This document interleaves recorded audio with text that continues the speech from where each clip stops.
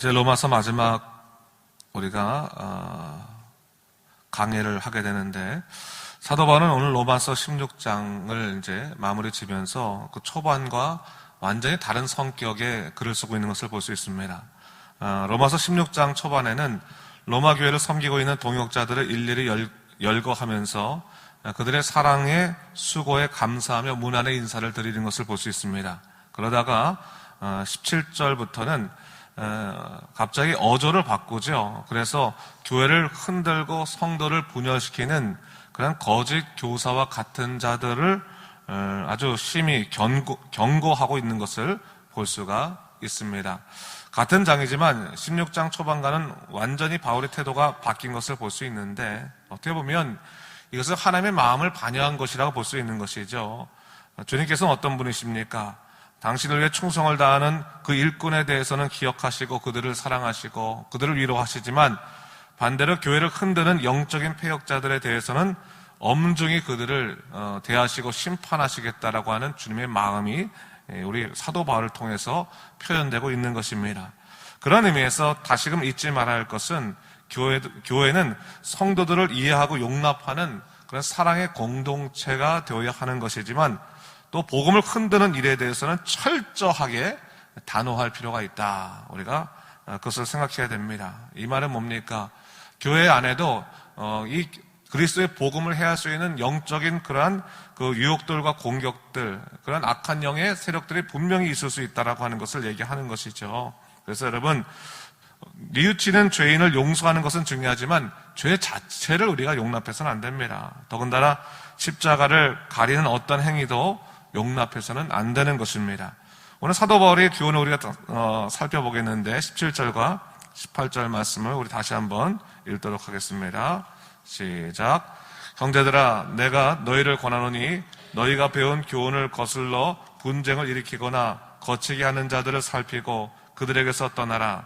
이 같은 자들은 우리 주 그리스도를 섬기지 아니하고 다만 자기들의 배만 섬기나니 교활한 말과 아첨하는 말로 순진한 자들의 마음을 미혹하느니라 했어요. 사도 바울은 형제들에게 권고하기를, 교회를 혼란한 자들에 대해서 너희가 어떻게 경계할 것인가에 대해서 오늘 본문에서 얘기해주고 있습니다. 뭐라고 얘기하고 있습니까? 너희가 이들을 잘 살피고 또한 이들을 잘 분별해야 된다라고 하는 것을 17절과 18절에서 우선적으로 얘기하고 있는 거죠. 어떤 것을 살펴야 되느냐? 너희가 배운 교훈을 거슬러 분쟁을 일으키거나 거치게 한 자들을 잘 살피라라고 하는 것을 얘기하는 겁니다.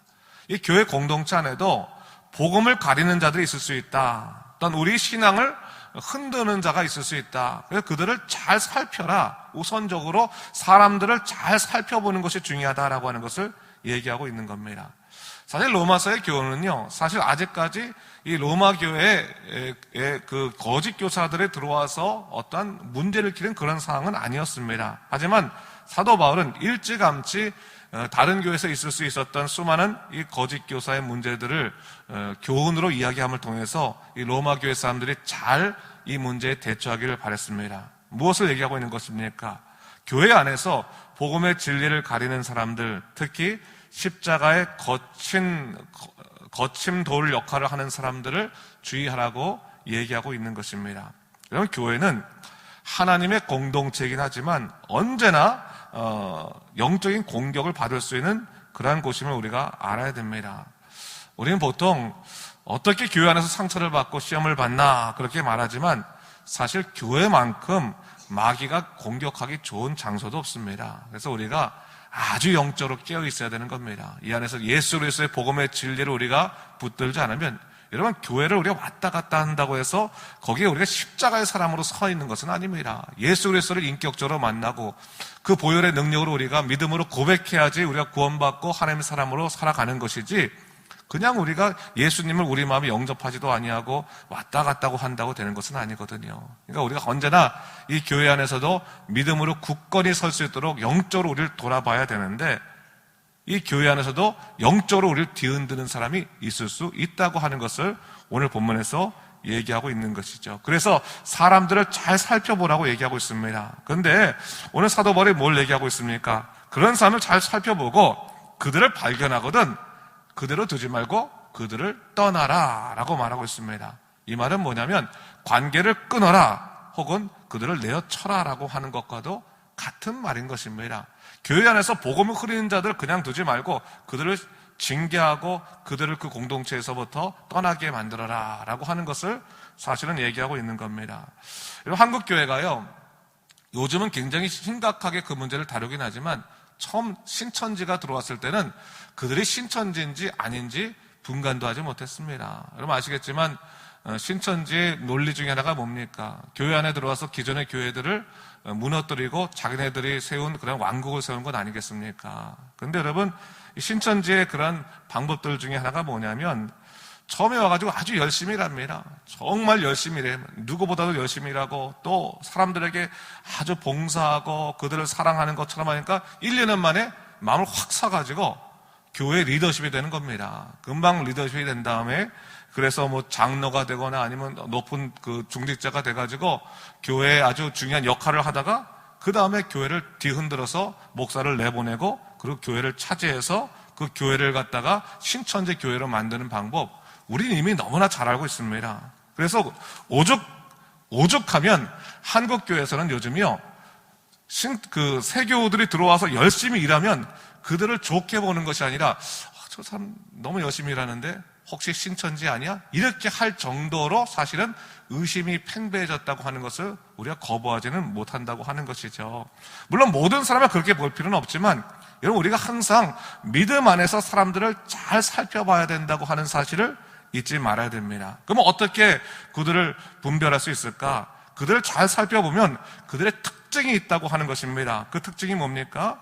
18절 말씀에 이렇게 나와 있는 거죠. 아까 읽어봤지만 제가 다시 한번 읽어보겠습니다. 이 같은 자들은 우리 주 그리스도를 섬기지 아니하고 자기들의 배만 섬기나니 라고 말하고 있습니다. 이 말은 뭐냐면 결국은 주님의 영광을 위해서 일하는 것이 아니라 자기의 영광을 위해서 하는 사람들이다. 주님의 의를 위해서 일하는 것이 아니라 자기의 의를 위해서 일하는 사람들이다 라고 하는 것을 우선적으로 이야기하고 있습니다. 그러면서 그들의 특징 중에 하나가 교활한 말과 아첨하는 말로 순진한 자들의 마음을 미혹하는 사람들이다 라고 말하고 있어요. 사람들에게 가서 아주 그들에게 좋은 말로 아첨하는 말로 또 교활한 말로 아주 말을 잘해서 그들을 속이는 말로 이 순진한 사람들의 마음을 헛갈리게 해서 그들로 하여금 하나님을 바라보는 것이 아니라 세상을 바라보게 하고 사람을 바라보게 하는 쪽으로 자꾸 공동체를 뒤흔든다라고 하는 것을 얘기하고 있는 겁니다. 여러분 교회 안에서도요 교제에서 서로 얘기하다 보면 자꾸 세상이 보이고 사람이 보이고 또 갈등을 일으키는 사람들이 분명히 있습니다. 여러분 그걸 알아야 되는 거예요. 그런 사람과 재미있다고 너무 교제해서는 안 되는 겁니다. 모여가지고 십자가의 일을 얘기하고 예수 그리스도의 복음을 얘기해야지 모여가지고 이 다른 세상 사람들의 얘기들 특별히 이 교회의 갈등에 관한 얘기들만 얘기하다 보면 믿음이 성장할 수 없는 겁니다. 그런 부분에 있어서 분명하게 우리가 어떻게 해야 될지를 기억하라라고 얘기하고 있는 것이죠. 그런 의미에서 19절 말씀에 이렇게 이야기하고 있습니다. 19절을 제가 읽어보겠습니다. 너희의 순종함이 모든 사람에게 들리는지라 그러므로 내가 너희로 말미암아 기뻐하노니 너희가 선한데 지혜롭고 악한데 미련하기를 원하노라 이렇게 말하고 있습니다.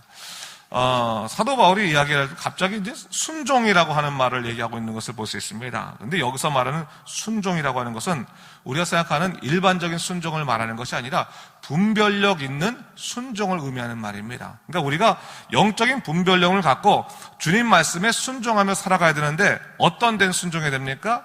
선한 데는 또 지혜로운 데는 순종하고 악한 데에는 철저하게 단호할 수 있는 그런 사람, 미련한 사람이 되는 그런 것에 순종함이 있는 사람이 되어야 한다라고 이야기하고 있습니다. 그래서 이 교회 안에서도 영적으로 분명하고 하나님을 사랑하는 사람들을 우리가 사랑하고 그들을 보호하고 그들과 더불어 교제를 해야 되지만 그렇지 못한 사람에 대해서는 우리가 철저하게 단호할 수 있는 그런 부분이 있어야 된다고 하는 것이죠.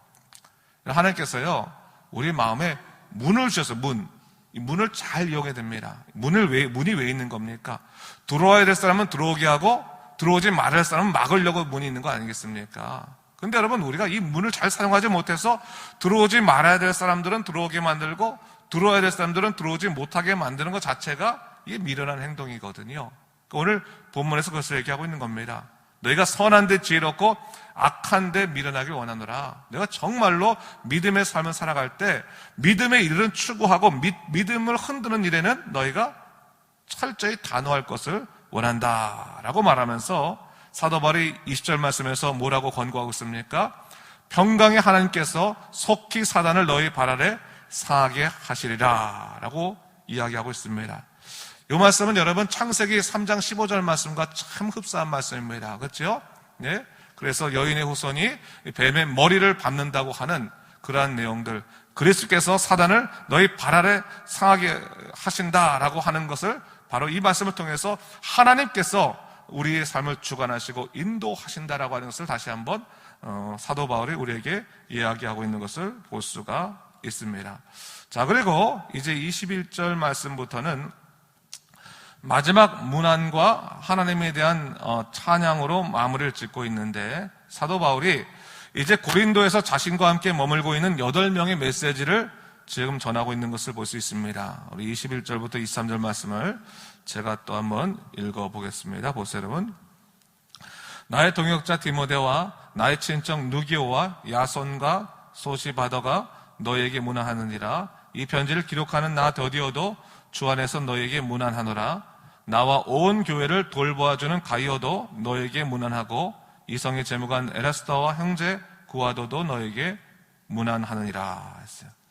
사도 바울이 16장 초반에는 로마야 교회에서 일하는 일꾼들에 대해서 문안하고 그들을 위로하는 이야기를 한 반면에 지금 21절부터는 지금 고린도에서 자기와 더불어 있는 믿음의 사람들의 안부를, 인사를 이 로마 교회에 하고 있는 것을 볼 수가 있는 것이죠. 이것은 영적인 연합을 얘기하고 있는 겁니다. 우리가 떨어져 있지만 그리스도 안에서 우리가 한 형제고 한 자매입니다. 우리가 서로 간의 믿음의 지체입니다. 연합된 공동체입니다. 라고 하는 것을 얘기하고 있는 것이죠. 그래서 우선적으로는 디모데를 말하고 있는데, 디모데에 대해서 뭐라고 말합니까? 나의 동역자다.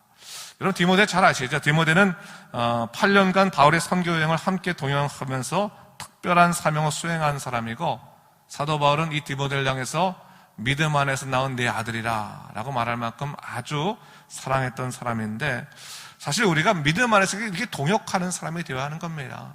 정말 예수 안에서 동역하고 예수 안에서 사랑하고 예수 안에서 서로 연합되는 그런 모습 속에서 우리가 하나님의 사람으로 바로 서게 되는 것이죠.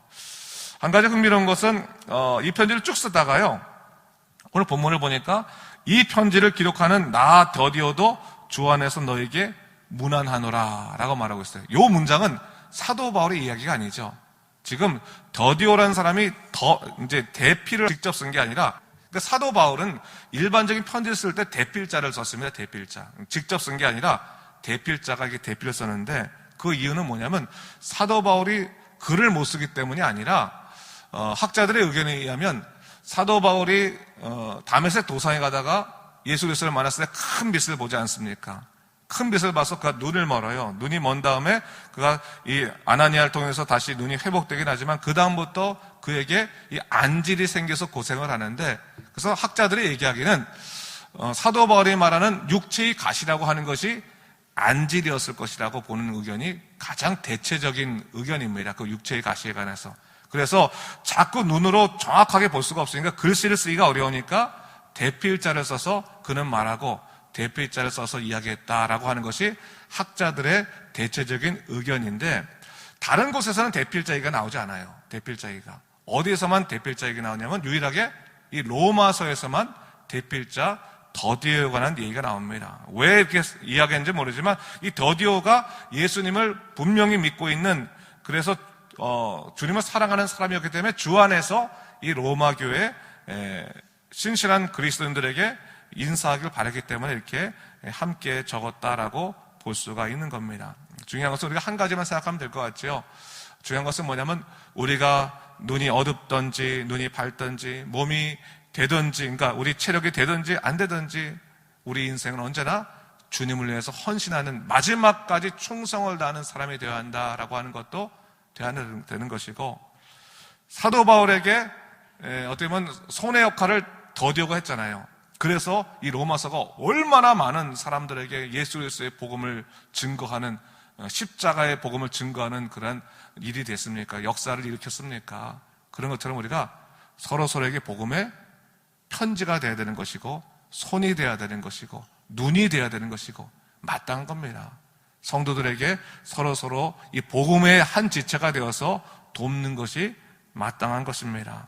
이제 마지막으로 25절부터는 하나님을 찬양하는 송영으로 이제 사도 바울이 마무리하고 있는데, 크게 하나님의 능력에 관해서, 복음에 관해서, 열방의 복음에 관해서, 하나님의 지혜에 관해서 찬양하면서 이 로마서를 마치고 있습니다. 가장 중요한 것은 뭡니까? 이를 통해서 하나님께서 감추어진 계시의 말씀을 통해서 열방을 구원하게 하시는 은혜를 우리에게 주셨다라고 하는 것으로 마무리 짓고 있는 것을 볼 수 있습니다.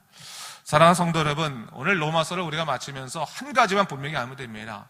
예수 그리스도의 보혈의 능력, 우리가 은혜로 받았습니다.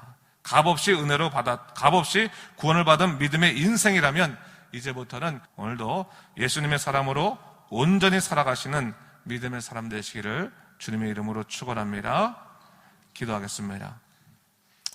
주 하나님 아버지, 참으로 감사합니다. 로마서를 마치게 되면서 다시 한번 사도 바울이 이 로마서를 통해서 하고자 하는 이야기들을 또 보게 하셨습니다.